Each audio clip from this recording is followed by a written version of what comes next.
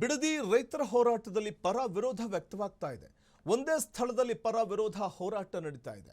ಭೈರಮಂಗಲದಲ್ಲಿ ನಡೀತಾ ಇರುವಂತಹ ಪ್ರತಿಭಟನೆ ಒಂದು ಕಡೆ ಭೂಮಿ ಕೊಡೋದಕ್ಕೆ ಸಿದ್ಧ ಅಂತ ಹೋರಾಟವನ್ನು ನಡೆಸಲಿಕ್ಕೆ ಮುಂದಾಗ್ತಾ ಇರುವಂಥದ್ದು, ಮತ್ತೊಂದೆಡೆ ನಾವು ಭೂಮಿ ಬಿಡಲ್ಲ ಅನ್ನುವಂಥ ಒಂದು ಕಿಚ್ಚು ಕೂಡ ಜೋರಾಗಿ ಕೇಳಿ ಬರ್ತಾ ಇದೆ. ಒಂದೇ ಸ್ಥಳದಲ್ಲಿ ಪರ ವಿರೋಧ ಹೋರಾಟ ಭಾರಿ ಪ್ರಮಾಣದಲ್ಲಿ ಚರ್ಚೆಗೆ ಎಡೆ ಮಾಡಿಕೊಡ್ತಾ ಇರುವಂಥದ್ದು.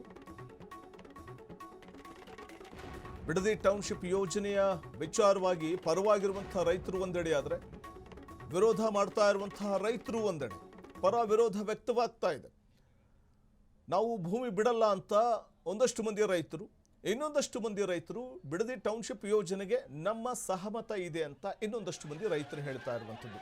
ಹಾಗಾಗಿ ಇದು ಭಾರೀ ಪ್ರಮಾಣದಲ್ಲಿ ಚರ್ಚೆಗಡೆ ಮಾಡಿಕೊಡ್ತಾ ಇರುವಂಥದ್ದು. ಫ್ರೀಡಮ್ ಟಿವಿ ಎಕ್ಸ್ಕ್ಲೂಸಿವ್ ಆಗಿ ಈ ಸುದ್ದಿಯನ್ನು ಬಿತ್ತರಿಸ್ತಾ ಇದೆ. ನೇರ ದೃಶ್ಯಾವಳಿಗಳನ್ನು ನಾವೇನು ನೋಡ್ತಾ ಇದ್ದೀವಿ. ಈ ವೇಳೆ ರೈತರು ಪ್ರತಿಭಟನೆಯ ಹಾದಿ ತುಳಿದಿರುವಂಥದ್ದನ್ನು ಕಾಣಬಹುದು. ಭೈರಮಂಗಲದಿಂದ ನೇರ ಪ್ರಸಾರವನ್ನು ನೀವು ಗಮನಿಸಬಹುದು ವೀಕ್ಷಕರೇ. ಭೈರಮಂಗಲದಲ್ಲಿ ನಡೀತಾ ಇರುವಂತಹ ಪ್ರತಿಭಟನೆಯ ನೇರ ದೃಶ್ಯಾವಳಿಗಳಿವು. ರೈತರ ಪ್ರತಿಭಟನೆ ಯಾವ ಸ್ವರೂಪವನ್ನು ಪಡ್ಕೊಂಡಿದೆ, ಯಾವ ರೀತಿ ಇದೆ ಅನ್ನುವಂಥದ್ದನ್ನು ನಾವು ಕಾಣಬಹುದು. ಒಂದೆಡೆ ಭೂಮಿ ಕೊಡೋದಕ್ಕೆ ಸಿದ್ಧ ಅಂತ ಹೋರಾಟವನ್ನು ನಡೆಸುವಂಥ ರೈತ ಪಡೆ ಒಂದು ಕಡೆ, ಮತ್ತೊಂದು ಕಡೆ ಭೂಮಿಯನ್ನು ಯಾವುದೇ ಕಾರಣಕ್ಕೂ ನಾವು ನೀಡುವುದಿಲ್ಲ ಅನ್ನುವಂಥ ರೈತ ಪಡೆ ಒಂದು ಕಡೆ. ಪರ ವಿರೋಧ ಅಭಿಪ್ರಾಯಗಳಿಲ್ಲಿ ವ್ಯಕ್ತವಾಗ್ತಾ ಇರುವಂಥದ್ದನ್ನು ಕಾಣಬಹುದಾಗಿದೆ. ಬಿಡದಿಯ ರೈತರ ಹೋರಾಟದಲ್ಲಿ ವ್ಯಕ್ತವಾಗ್ತಾ ಇರುವಂಥ ಈ ಒಂದು ಪರ ವಿರೋಧದ ಒಂದು ಹೋರಾಟದಲ್ಲಿ ಇಲ್ಲಿ ಸರ್ಕಾರ ಹಮ್ಮಿಕೊಂಡಿರುವಂಥ ಬಿಡದಿ ಟೌನ್ಶಿಪ್ ಯೋಜನೆಯನ್ನು ನಡೆಸಿಯೇ ತೀರುತ್ತಾ ಅಥವಾ ವಿರೋಧ ವ್ಯಕ್ತವಾಗ್ತಾ ಇರೋ ಹಿನ್ನೆಲೆಯಲ್ಲಿ ಕೈ ಬಿಡುತ್ತಾ ಅನ್ನುವಂಥದ್ದು ಸದ್ಯಕ್ಕೆ ಕಾಡ್ತಾ ಇರುವಂತಹ ಪ್ರಶ್ನೆ. ಈ ಕುರಿತು ಪ್ರತ್ಯಕ್ಷ ಸ್ಥಳದಿಂದ ನಮ್ಮ ಪ್ರತಿನಿಧಿ ಮಾರುತಿ ನಡೆಸಿರುವಂತಹ ಚಿಟ್ಚಾಟ್ ಇದೆ, ಬನ್ನಿ ನೋಡೋಣ.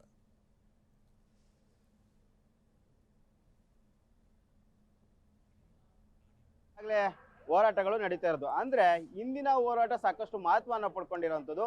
ಪ್ರಮುಖವಾಗಿ ಭೈರಮಂಗಲದಲ್ಲಿ ನಡೀತಿರುವಂತಹ ಹೋರಾಟದಲ್ಲಿ ಎರಡು ಕಡೆ ಹೋರಾಟ ನಡೀತಾ ಇರುವಂಥದ್ದು. ಒಂದ್ ಕಡೆ ಬಿಡದಿ ಟೌನ್ಶಿಪ್ಗೆ ಜಮೀನು ಕೊಡೋಕೆ ನಾವು ಸಿದ್ಧರಿದ್ದೇವೆ ಅಂತ ಒಂದ್ ಕಡೆ ಹೋರಾಟ ಮಾಡ್ತಾ ಇದ್ರೆ, ಇನ್ನೊಂದ್ ಕಡೆ ಬಿಡದಿ ಟೌನ್ಶಿಪ್ ಕೊಡಲು ಯಾವುದೇ ಕಾರಣಕ್ಕೂ ಸಿದ್ಧರಿಲ್ಲ ಅಂತ ಇನ್ನೊಂದ್ ಕಡೆ ಹೋರಾಟಗಳನ್ನ ಮಾಡ್ತಾ ಇರೋದು. ಪ್ರಮುಖವಾಗಿ ನಾವು ಸದ್ಯ ಈಗ ನಾವು ನೋಡ್ತಾ ಇರ್ಬೋದು, ಇಲ್ಲಿ ಬಿಡದಿ ಟೌನ್ಶಿಪ್ಗೆ ನಾವು ಜಮೀನು ಕೊಡೋದಕ್ಕೆ ಸಿದ್ಧರಿದ್ದೇವೆ ಎಂಬ ಬಳಿ ನಾವು ಈಗ ಸದ್ಯ ಇರುವಂಥದ್ದು ನಾವು ನೋಡ್ತಾ ಇರ್ಬೋದು. ನಮ್ಮ ಭೂಮಿ ನಮ್ಮ ಹಕ್ಕು, ನಮ್ಮ ಮಕ್ಕಳ ಮುಂದಿನ ಭವಿಷ್ಯಕ್ಕಾಗಿ GBIT ಯೋಜನೆಗೆ ಭೂಮಿ ನೀಡಲು ನಾವು ಸಿದ್ಧರಿದ್ದೇವೆ ಎಂದು ಒಂದು ಬೋರ್ಡ್ ಅನ್ನು ಹಾಕೊಂಡು ಇಲ್ಲಿ ಹೋರಾಟಗಳನ್ನ ಮಾಡ್ತಾ ಇರೋದು. ಪ್ರಮುಖವಾಗಿ 20 ವರ್ಷಗಳ ರೆಡ್ ಝೋನ್ ವನವಾಸಕ್ಕೆ ಮುಕ್ತಿ ಕೊಡಿ ಅಂತ ಒಂದಷ್ಟು ಜನ ಪ್ರತಿಭಟನೆಯನ್ನ ರೈತರು ಹಮ್ಮಿಕೊಂಡಿರೋದು. ಅಂದ್ರೆ ಇಲ್ಲಿ ಮಾತ್ರ ಅಂದ್ರೆ ನಾವು ಭೂಮಿ ಕೊಡೋದಕ್ಕೆ ಸಿದ್ಧವಿದ್ದೇವೆ ಅಂತ ಇಲ್ಲಿ ಒಂದಷ್ಟು ಜನ ರೈತರು ಹೋರಾಟಗಳನ್ನ ಮಾಡ್ತಾ ಇರೋದು. ಇನ್ನೊಂದ್ ಕಡೆ ಸ್ವಲ್ಪ ಮುಂದಕ್ಕೆ ಓದಿದ್ದೆ ಅದಲ್ಲಿ ಅಲ್ಲಿ ಕೂಡ ನಾವು ರೈತರು ಯಾವುದೇ ಕಾರಣಕ್ಕೂ ಭೂಮಿ ಕೊಡಲು ಸಿದ್ಧರಿಲ್ಲ ಅಂತ ಹೋರಾಟ ಮಾಡ್ತಾರೆ. ಸದ್ಯಕ್ಕೆ ನಾವು ಎಲ್ಲಿ ಭೂಮಿಯನ್ನ ಕೊಡಲು ಸಿದ್ಧರಿದ್ದೇವೆ ಎಂದು ಹೋರಾಟ ಮಾಡ್ತಿದೀವೋ ಆ ಬಳಿ ನಾವು ಇರುವಂತದ್ದು. ನಾನು ಸಾಕಷ್ಟು ರೈತರ ಜೊತೆ ಮಾತಾಡಿಸುವ ಪ್ರಯತ್ನ ಮಾಡ್ತೀನಿ. ಸರ್, ಇವತ್ತು ಇಲ್ಲಿ ನೀವು ಭೂಮಿ ಕೊಡೋಕೆ ಸಿದ್ಧರಿದ್ದೇವೆ ಅಂತ ಹೋರಾಟ ಮಾಡ್ತಿದ್ರ, ಏನ್ ಹೇಳಕ್ ಬರ್ತೀವಿ ಸರ್? ಸರ್, ಭಾರತದ ಇತಿಹಾಸದಲ್ಲೇ ಪ್ರಥಮ ಬಾರಿಗೆ ಭೂಸ್ವಾಧೀನ ಪರವಾಗಿ ಇದು ಮಾಡ್ತಾ ಇರೋದು ಇದೇ ಪ್ರಥಮ. ಅಷ್ಟು ನೊಂದು ಬೆಂದಿದೀವಿ. 20 ವರ್ಷದಲ್ಲಿ ರೆಡ್ ಝೋನ್ ಮಾಡಿಬಿಟ್ಟು ನಮ್ದು 5-6 ಕಿಲೋಮೀಟರ್ ಅಂತರದಲ್ಲಿ ಎರಡು ಇಂಡಸ್ಟ್ರಿಯಲ್ ಏರಿಯಾ ಇದೆ.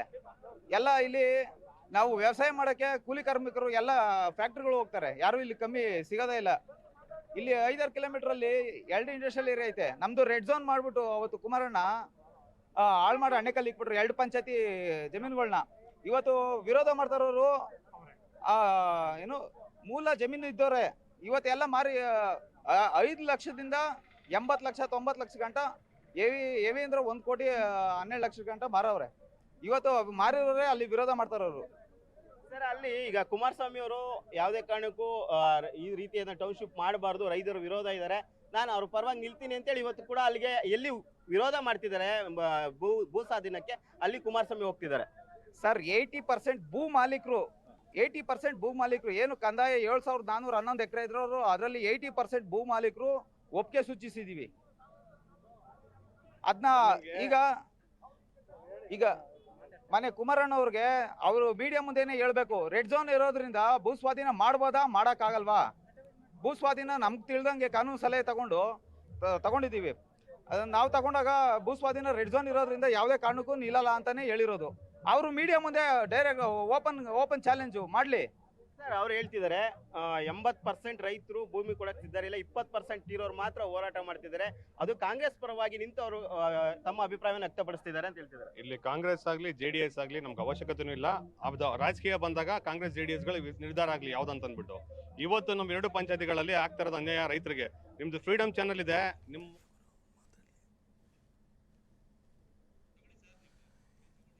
ಈ ಕುರಿತು ಮತ್ತಷ್ಟು ಮಾಹಿತಿಯನ್ನ ಪಡೆಯೋಣ. ನೇರ ಸಂಪರ್ಕದಲ್ಲಿದ್ದಾರೆ ನಮ್ಮ ಪ್ರತಿನಿಧಿ ಮಾರುತಿ. ಒಂದ್ ಕಡೆ ಭೂಮಿಯನ್ನ ಕೊಡ್ತೇವೆ ಅನ್ನುವಂಥವ್ರು ಒಂದ್ ಕಡೆ, ಮತ್ತೊಂದು ಕಡೆ ಭೂಮಿ ನೀಡೋದಿಲ್ಲ ಅಂತ. ಈ ಪರ ವಿರೋಧದ ನಡುವೆ ಒಂದ್ ಕಡೆ ಮತ್ತಷ್ಟು ತಾರಕಕ್ಕೆ ಇರ್ತಾ ಇರುವಂಥದ್ದು DK ಶಿವಕುಮಾರ್ ಬೈರಮಂಗಲಕ್ಕೆ ಬರಲಿ, ರೈತರ ನಡುವೆ ಇತ್ಯರ್ಥವಾಗಲಿ ಅಂತ ಕುಮಾರಸ್ವಾಮಿ ಅವರು ಹಾಕ್ತಾ ಇರುವಂಥ ಓಪನ್ ಚಾಲೆಂಜ್. ಈ ಎಲ್ಲ ಬೆಳವಣಿಗೆ ನಡುವೆ ಇವತ್ತಿನ ಪ್ರತಿಭಟನೆ ಯಾವ ರೀತಿ ತೀವ್ರತೆ ಪಡ್ಕೋತಾ ಇದೆ ಅಲ್ಲಿ ಅಂತ.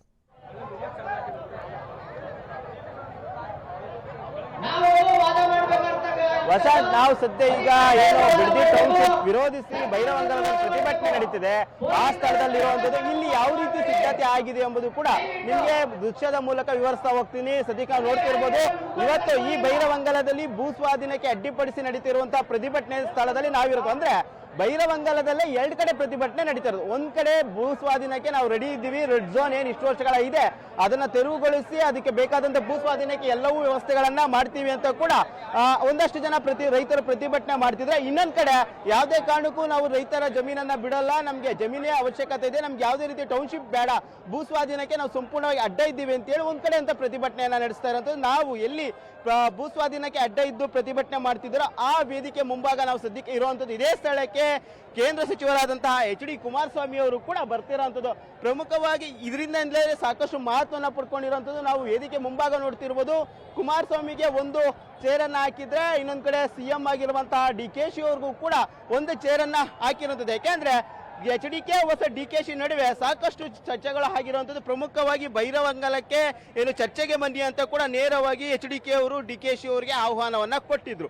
ಅವ್ರ ಮಧ್ಯೆ ಸಾಕಷ್ಟು ಪತ್ರ ವ್ಯವಹಾರಗಳು ಕೂಡ ನಡೀತು. ಒಂದ್ ಕಡೆ HDK ಅವರು ಹೇಳ್ತಾರೆ ಬೈರವಂಗಲಕ್ಕೆ ಬನ್ನಿ ಅಂತ, ಇನ್ನೊಂದ್ ಕಡೆ DKಶಿ ಅವರು ಅದಕ್ಕಿಂತ ಮೊದಲು ಒಂದು ಪತ್ರವನ್ನ ಬರೆದಿದ್ರು, ನಾನು ಯಾವುದೇ ಕಾರಣಕ್ಕೂ ವಿಧಾನಸೌಧಕ್ಕೆ ಬನ್ನಿ, ರೈತರ ಸಮಸ್ಯೆಗಳ ಬಗ್ಗೆ ಆಗಿರ್ಬೋದು ಮತ್ತು ಟೌನ್ಶಿಪ್ ಬಗ್ಗೆ ಆಗಿ ಚರ್ಚೆ ಮಾಡಿ ಒಂದು ನಿರ್ಧಾರಕ್ಕೆ ಬರೋಣ ಅಂತ HDK ಅವರು ಅಂದ್ರೆ DKಶಿ ಅವರು ಕುಮಾರಸ್ವಾಮಿ ಅವರಿಗೆ ಒಂದು ಲೆಟರ್ನ ಬರೀತಾರೆ. ಆ ನಂತರ HDK ಅವರು ಬರೀತಾರೆ, ನಾವು ಯಾವುದೇ ಕಾರಣಕ್ಕೂ ವಿಧಾನಸೌಧ 4 ಗೋಡೆ ಮಧ್ಯೆ ಚರ್ಚೆಗೆ ಬರಲ್ಲ, ನೀವು ಬರೋದೇ ಆಗಿದ್ದೇ ಆದಲ್ಲಿ ಇಲ್ಲಿ ಏನು ಬೈರವಂಗಲದಲ್ಲಿ ರೈತರು ವಿರೋಧಿಸಿ ಅಂದ್ರೆ ಟೌನ್ಶಿಪ್ ವಿರೋಧಿಸಿ ಪ್ರತಿಭಟನೆ ಮಾಡ್ತಿದ್ದಾರೆ, ಆ ಸ್ಥಳಕ್ಕೆ ನೀವು ಬನ್ನಿ, ನಾವು ಅಲ್ಲಿ ಚರ್ಚೆ ಮಾಡೋಣ ಅಂತ ಹೇಳಿದ್ರು. ಅದಕ್ಕಾಗಿಯೇ ವೇದಿಕೆ ಮೇಲೆ 2 ಚೇರ್ಗಳ ಅಳವಡಿಕೆಯನ್ನ ಈಗಾಗಿ ಇಲ್ಲಿನ ಪ್ರತಿಭಟನೆ ರೈತರು ಏನು ಪ್ರತಿಭಟನೆ ಮಾಡ್ತಿದ್ದಾರೆ ಅಲ್ಲಿ ಅಳವಡಿಕೆ ಮಾಡಿರುವಂಥದ್ದು.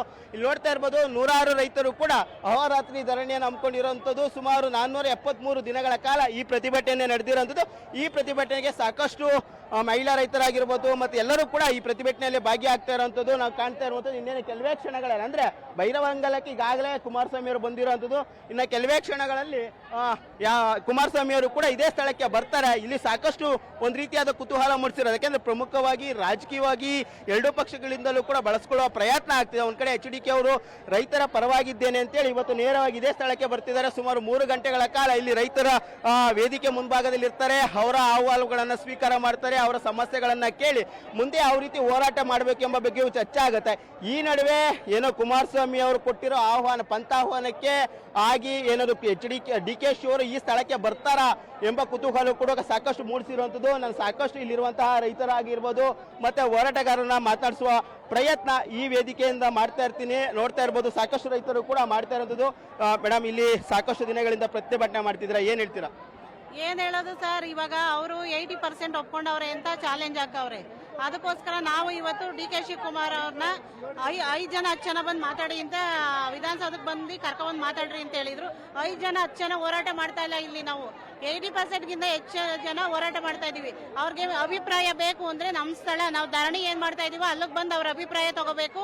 ಅದರಿಂದ ನಾವು ಇವತ್ತೆಲ್ಲ ಕೊಡದೇ ಇರೋರು 80% ಜನ ಈ ಜಾಗದಲ್ಲಿ ಬಂದಿದ್ದೀವಿ. ಈಗ ಬಂದು ಅವರು ಶೇಕಡಾವಾರು ಫಲಿತಾಂಶನ ನೋಡಿ ನಮ್ಮ ಆಧಾರ್ ಕಾರ್ಡ್ ಮತ್ತೆ ವಿತ್ ಬಾಣಿಕ್ ಬಂದು ಕೂತಿದ್ದೀವಿ. ಅವ್ರು ಬಂದು ಇಲ್ಲಿ ಹೇಳ್ಬೇಕು. ಆಮೇಲೆ ನಾವೇನಾನ 80% ಕೊಡೋರು ಇಲ್ಲ ಅಂದ್ರೆ, ಕೊಡದೇ ಇರೋರು ಇಲ್ಲ ಅಂದ್ರೆ ಅವ್ರು ನಮ್ಮ ಭೂಮಿ ಬಿಟ್ಟು ಕೊಡ್ಬೇಕು. 80% ಕೊಡೋರು ಅವ್ರು ಅಂದ್ರೆ ನಾವು ಇವತ್ತೇ ಧರಣಿ ಸ್ಟಾಪ್ ಮಾಡ್ಬಿಟ್ಟು ಮನೆಗೆ ಹೋಗ್ತೀವಿ ಸರ್. ಅದನ್ನೇ ನಾವು ಹೇಳೋದು ಅಷ್ಟೇ.